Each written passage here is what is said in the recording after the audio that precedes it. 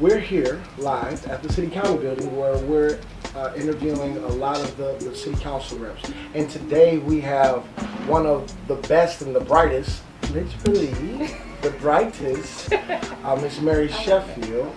And we're going to just try to kind of dive into a lot of the good issues that we have in Detroit. So, how are you doing, Miss Sheffield? I'm doing good. Thank you so much. Great. So let's get right into it. First off, love your view. Thank you. She has a beautiful view.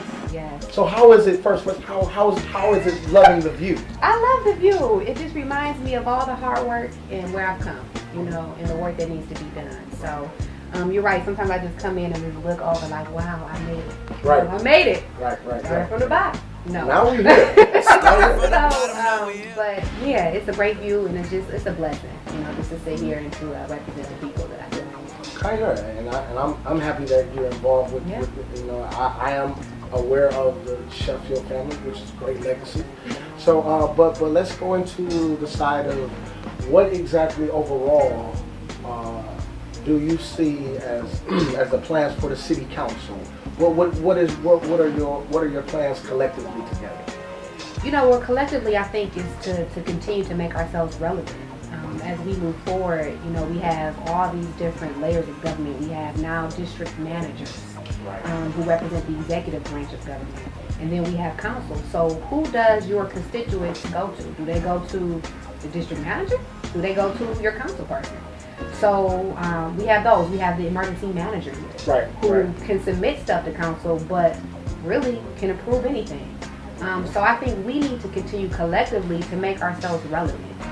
To make a stance that council matters, that we have a position, and moving forward we need to make sure that we're relevant. I think also just continue to fight for the city of Detroit, making sure that we are making the city safe, as I used to say, safe, clean, and economically competitive. Wow. So I want to give you 2 points for the word constituents. I never used it before, but I hear you using the sentence and it makes sense. I've never known what it meant.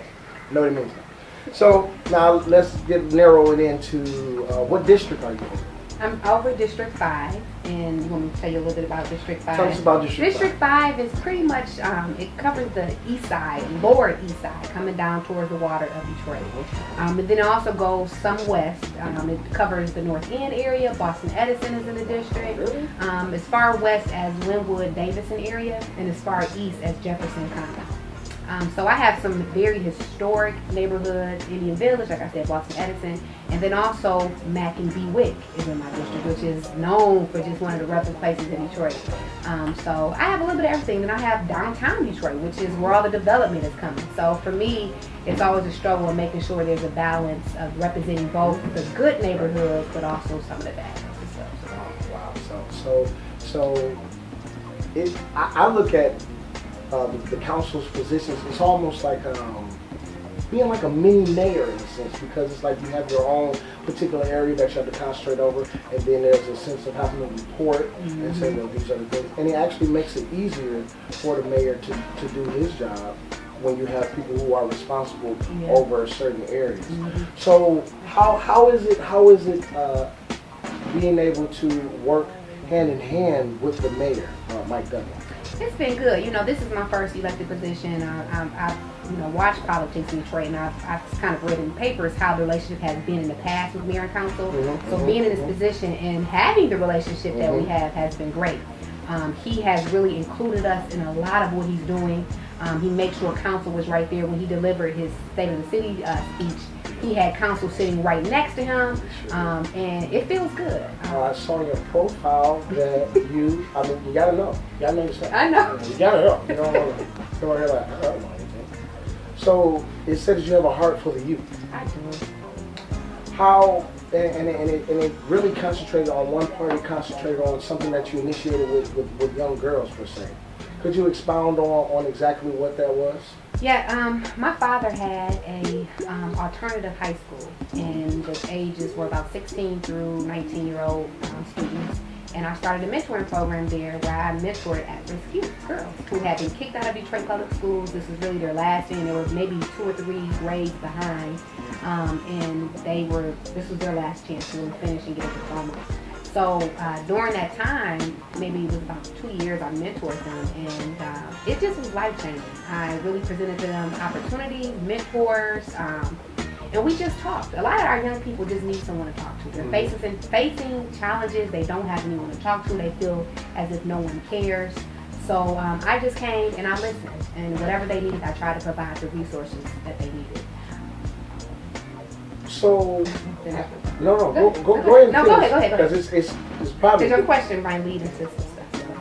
So, have you had any success stories from that particular? Yes. Could you just talk about one of them in particular? In fact, Fox 2 News did a story on my mentoring program, and it highlighted some of the young girls. One of which was, I have a few stories, but one was pregnant and she didn't have her child. But she ended up graduating and she's working now. And I actually keep in close contact with a lot of my girls. One was getting ready to commit suicide. And I actually connected her with another lady who was able to give her the attention that she needed on a more consistent basis. But a lot of my girls, I really believe if my program had not been in place, they would have not finished at the alternative academy that they were at. So it's just been a blessing to reach out to them. We need it. We need people to step up, especially in positions that you're in the political realm, and just regular residents and citizens. So I looked at and I seen that you have a lot of acronyms. I saw TULC. You have so many things under your belt. I didn't know. I'm like, what do I talk to her about? So I wanna say the acronyms and then just kind of expound on a little bit on what it is. So now we get into the fun part. Okay. Okay, a little trivia. All right, first question. That's one. TULC. What does that stand for? The Trade Urban League Council. And that was founded in part with a few other people. My grandfather founded that in the basement of his home with a group of other Detroiters. Really was a movement to get blacks involved in the UAW, in the union movement. So when you talk unions, when you talk the working class families of Detroit and blacks being included, that's what that was all about. And in fact, the TULC building is still located on Grand River in Wyoming. And it's been around forever, but my grandfather founded that. And that was just a whole movement dealing with the UAW and inclusion of African Americans. And that's huge. I have to say, I actually do know about that. Yeah. So, and it's been a very, very much so beneficial to Detroit. So, okay, here's the next one. NAN. The National Action Network. And that is Reverend Sharpton's organization. My father was once the president of the Detroit chapter. His daughter, Reverend Sharpton's daughter, Dominique Sharpton, and I have been working together to try to start a youth movement of the National Action Network. So hopefully you'll see some things come up in the next few years with that. So, keep that on the radar. Yeah. Okay. Al Sharpton, that's Al's brother right there. The suit, I think he came out the room with a suit on. Okay, so, DEMA, is that right? DEMA? Detroit Ecumenical Ministers Alliance. Okay.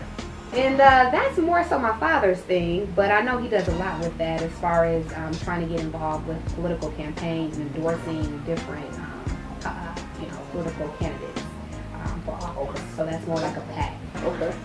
Smooth through that one. Yeah. How about DABO? What is that? Detroit Association of Black Organizations. That is the heart of the Sheffield. That's like our organization. It's been around for over 80 years. It's been around for a long time. And it is really an organization that tries to unite organizations together under one umbrella so that we can achieve the greatest. We can achieve more as when we are united. So it tries to bring all these organizations together, it's black or white, doesn't have to necessarily be black, and really just try to take a stance, provide resources. It also tries to train nonprofits to become whatever training that they need. It gives that training to them as well. Okay. Got a little nervous. Two. This is our last question. This is the finale. This is a big question. Now this is, I don't even know if you can answer it, but we're gonna try. What? I think. Right? What exactly? Now we're talking about Mary Sheffield after work, relaxing. What keeps a smile on Mary Sheffield's face? What keeps Mary Sheffield upbeat? What makes her laugh and smile? Family. Honestly, seriously, I'm around my family, and just family and God. And I'm just being honest. God. And just enjoying myself and relaxing. I mean, I guess family for right now for me is very important. I lost my mother at 26, so whenever I'm around my family, I'm always smiling, having a great time, laughing, joking. So I would just say family. Family camaraderie. Yeah. Okay. So, well, as you all know, we all are family in Detroit. So you should be doing a lot of smiling. Yeah. Tell us one thing that somebody would not know about you that you don't mind telling. I am a ordained minister. Oh. Hey, and I can preach the word, and I love it. All right. Okay.